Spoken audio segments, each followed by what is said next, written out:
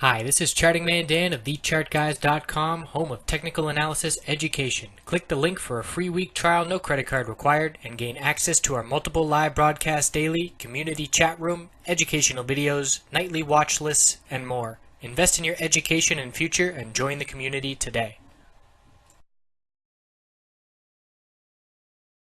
Checking back in, everyone, daily and weekly for Apple. So in yesterday's video, I said watch how the price reacts to the 10-day moving average because we closed right at that yesterday. High of the day, 108.75, 10-day moving average resistance, 108.80. We pulled back from that point. We broke some key support. The higher low established, 107.85. We broke that level. We did bounce off 107.68. So we broke the low of the past two consolidation on the daily time frame.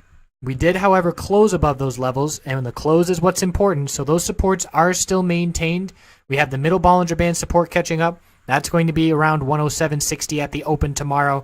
So if we close below 107.76, next level of support we're looking down at are the lows of this move to the upside, but I'm going to be looking down at the 105 area, previous resistance, and then we can look at the weekly time frame.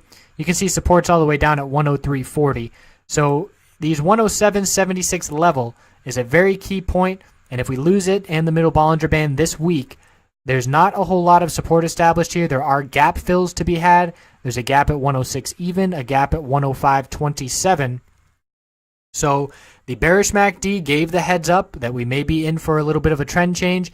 That is now following through, so you want to be very cautious as a bull.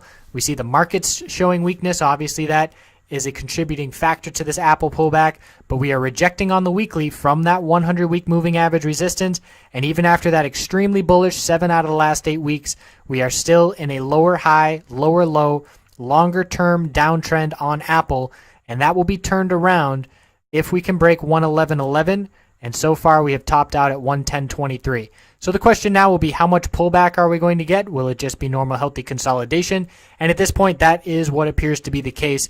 It would have to take a big time pullback, I would say losing $100 support, for me to think that the bears are taking back over and we're going to see a big dump.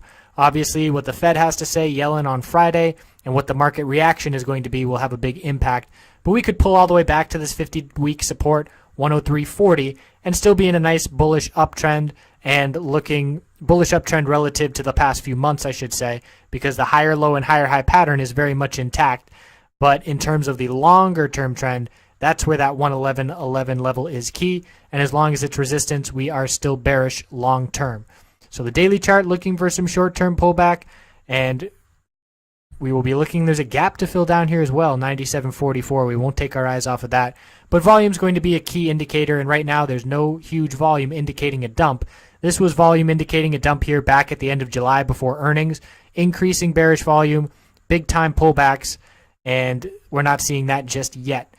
So stop losses if you're bullish, and if you're bearish, looking for a break of the middle Bollinger Band for further downside. We'll check back in tomorrow. Have a great night.